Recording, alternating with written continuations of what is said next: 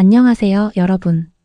여러분은 매달 집으로 날아오는 아파트 관리비 고지서를 얼마나 자세하게 들여다보시나요? 아마 대부분의 사람들은 총액만 대충 확인하고 은행 계좌에서 자동이체로 넘어갈 겁니다. 내가 쓴 전기료와 수도료니까 당연히 맞겠거니 하고 무심코 넘겼던 그 돈이 사실은 누군가의 쌈짓돈으로 새 나가고 있었다면 믿어지십니까? 실제로 전국의 수많은 아파트와 공동주택에서 관리비를 둘러싼 잡음과 비리가 끊이지 않았습니다. 이에 정부와 국토교통부는 마침내 칼을 빼들고 공동주택 관리비 제도 개선 방안을 전격 발표했습니다. 정부는 이 문제를 국민의 삶을 갉아먹는 심각한 민생 부조리로 규정하며 관리비 과다 징수와 비리를 뿌리 뽑겠다고 선언했습니다. 자, 그렇다면 정부는 왜 갑자기 아파트 관리비를 두고 정상화라는 무시무시한 단어까지 써가며 메스를 들이댄 걸까요? 그동안 우리가 살고 있던 아파트 관리 시스템이 얼마나 골마 터져 있었는지 그 실상을 먼저 아셔야 합니다. 가장 대표적인 첫 번째 문제는 비리를 저지른 관리 주체에 대한 솜방망이 처벌이었습니다. 기존에는 관리소장이나 관리업체가 주민들의 소중한 관리비를 횡령하거나 뒷돈을 받다 걸려도 처벌이 무척 가볍기 짝이 없었습니다. 기껏해야 몇 개월 자격 정지를 당하거나 푼돈에 불과한 과태료 처분을 받는 것이 고작이었습니다. 더 황당한 것은 자격 정지 기간이 끝나면 슬그머니 다른 아파트 단지로 가서 다시 관리소장으로 재취업하면 그만이었다는 사실입니다. 잘못을 저질러도 시장에서 영원히 퇴출당하지 않으니 범죄에 대한 경각심이 바닥을 칠 수밖에 없었던 구조였습니다. 두 번째 비정상의 극치는 주민들 모르게 밀실에서 이루어지던 의심스러운 수의계약 관행이었습니다. 아파트 단지에서는 외벽 도색 공사나 엘리베이터 교체, 혹은 경비 및 청소 용역 등 수억 원이 들어가는 대형 공사가 수시로 열립니다. 원칙적으로는 공정하게 경쟁 입찰을 붙여서 가장 저렴하고 일 잘하는 업체를 선정해야 마땅합니다. 하지만 일부 악덕 관리 주체들은 교묘하게 조건을 까다롭게 걸어 경쟁 입찰을 고의로 유찰시켰습니다. 그러고는 유찰되었다는 핑계를 대며 자신들과 끈끈한 친분이 있는 특정 업체와 덜컥 수의 계약을 맺어버렸습니다.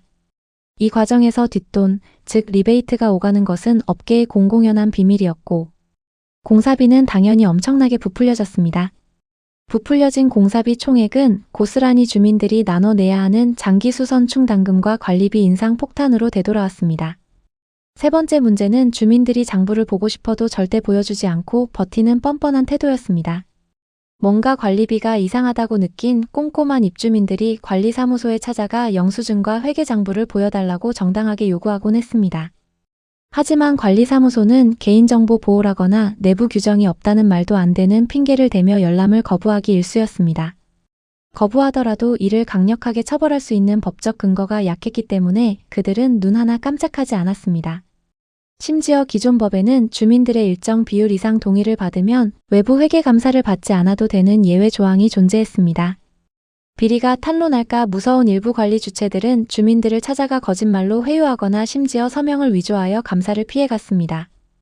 외부 감사를 받지 않으니 장부 조작은 식은 죽 먹기였고 주민들의 돈은 문자 그대로 눈먼 돈이 되었습니다. 마지막 네 번째는 오피스텔이나 원룸, 소규모 상가 건물 같은 법적 사각지대의 비극이었습니다. 일반 아파트는 그나마 공동주택관리법의 통제를 아주 조금이라도 받으며 감시의 눈길이 닿았습니다. 하지만 사회초년생들이나 청년들 그리고 소상공인들이 주로 들어가는 오피스텔과 상가는 전혀 달랐습니다. 이 건물들은 집합건물법의 적용을 받아서 관리비를 투명하게 공개해야 할 강제 의무 규정이 거의 전무했습니다.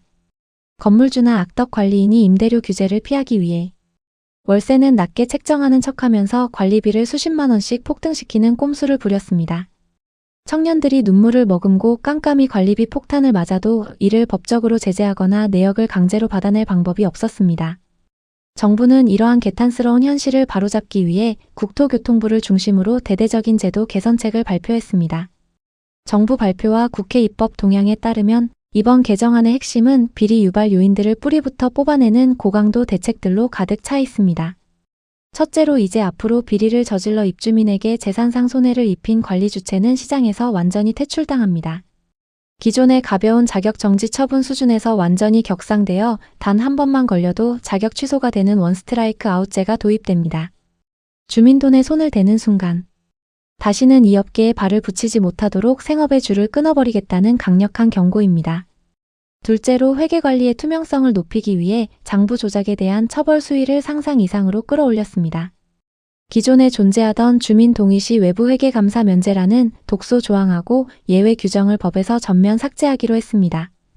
이제 모든 대상 공동주택은 예외 없이 의무적으로 까다로운 외부 회계감사를 주기적으로 받아야만 합니다. 만약 관리비 장부를 작성하지 않거나 허위로 쪼개기 작성을 하다가 적발되면 처벌이 대폭 강화됩니다.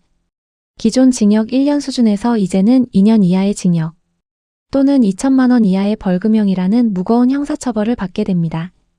또한 입주민이 정당하게 장부 열람이나 복사를 요구했을 때 이를 거부하거나 방해해도 1년 이하의 징역형에 처해질 수 있습니다.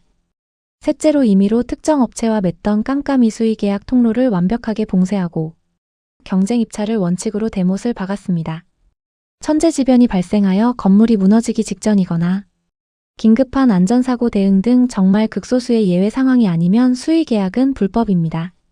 특히 대형 금액이 오가는 단골 메뉴인 보험계약이나 공산품 대량 구매 같은 일반 품목은 수의계약 대상에서 완전히 제외됩니다. 모든 과정은 투명한 국가 전자조달 시스템 등을 통해 공정하게 경쟁 입찰로 진행되어야 하며 그 내역은 대중에게 공개됩니다. 넷째로 관리비 사각지대에 방치되어 눈물 흘리던 오피스텔과 소규모 상가 세입자들을 위한 구제책이 가동됩니다. 정부는 건물의 종류를 막론하고 대한민국 땅에 있는 모든 집합건물의 임차인과 입주민에게 세부 내역 요구권을 부여합니다. 누구든지 내가 내는 관리비가 어떻게 쓰이는지 세부 내역을 낱낱이 요구하고 확인할 권리가 있다는 대원칙을 세운 것입니다. 이제 오피스텔 관리인도 주민이 내역을 요구하면 영수증 하나까지 투명하게 공개해야 하며 이를 어길 시 강력한 과태료와 행정처분을 받습니다. 그렇다면 이번 정부의 대대적인 제도 개편으로 과연 우리 아파트 문화가 정말로 맑고 깨끗해질 수 있을까요? 전문가들과 시장의 반응을 냉정하게 분석해보면 확실히 전보다 투명해질 것이라는 긍정적인 기대가 지배적입니다. 그동안 비리의 온상이 되었던 회계감사 면제 꼼수가 원천 차단되었기 때문에 대놓고 장부를 조작하는 대담한 범죄는 급감할 것입니다. 단 한 번의 적발로 인생이 걸린 자격이 취소된다는 압박감은 관리소장들과 주택관리사들에게 엄청난 심리적 브레이크로 작동할 것입니다. 무엇보다 그동안 법의 보호를 받지 못해 억울해하던 청년층의 오피스텔 관리비 거품을 제거하는 데 아주 실효성 있는 무기가 될 것입니다. 하지만 빛이 있으면 그림자도 있듯이 이번 제도 개편이 완벽한 유토피아만을 가져오는 것은 아닙니다. 오히려 이 제도로 인해 억울하게 눈물을 흘리거나 예상치 못한 경제적 피해를 보게 되는 사람들도 분명히 존재합니다. 가장 먼저 강력한 규제의 칼날 앞에 직면한 현장에 선량한 주택관리사들과 종사자들의 비명이 터져나오고 있습니다. 대한주택관리사협회를 비롯한 현장 목소리에 따르면 아파트 관리 업무는 수많은 법령과 복잡한 행정 절차가 얽혀 있습니다. 고의로 횡령을 한 것이 아니라 단순한 계산착오나 서류 작성 과정에서의 실수, 혹은 행정 지침을 잘못 해석한 경우도 허다합니다. 문제는 이번 개정안이 이러한 단순 행정착오와 고의적 비리를 명확하게 구분하지 않고 무조건 처벌 수위만 높였다는 점입니다. 열심히 일하던 선량한 관리소장이 서류 실수 하나 때문에 순식간에 전과자가 되고 자격을 취소당해 직장을 잃을 공포에 떨고 있습니다. 지나친 처벌 만능주의 규제는 현장 직원들을 위축시키고 유능한 인재들이 이 업계를 떠나게 만들어 결국 관리 서비스 질 하락으로 이어집니다. 더 큰 아이러니는 관리비를 아끼겠다고 만든 이 제도가 오히려 입주민들의 관리비를 추가로 인상시키는 부작용을 낳을 수 있다는 점입니다. 기존에는 깨끗하게 운영되어 굳이 비싼 돈을 들여 매년 감사를 받을 필요가 없던 모범적인 소규모 단지들이 많았습니다. 하지만 이제 예외 조항이 전면 삭제되면서 모든 단지가 회계법인에 수백만 원에 달하는 비용을 주고 매년 외부 감사를 받아야 합니다. 이 외부 회계 감사 비용은 고스란히 입주민들의 매달 관리비 고지서에 추가되어 청구됩니다. 게다가 수의 계약을 무조건 막고 경쟁 입찰만 고집하다 보면 오히려 전문 입찰 브로커들이 짜고 치는 담합 행위가 발생할 수 있습니다. 급하게 고쳐야 할 시설물이 지연되어 더 큰 사고로 이어지거나 공사 단가가 상향 평준화되면 그 경제적 피해는 전부 주민들의 몫입니다.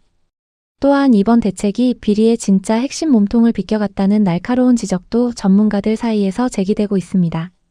실제 아파트 현장에서 일어나는 대형 비리의 상당수는 관리소장 개인의 단독 범죄라기보다는 아파트 실권을 쥔 주민 대표들의 유착입니다.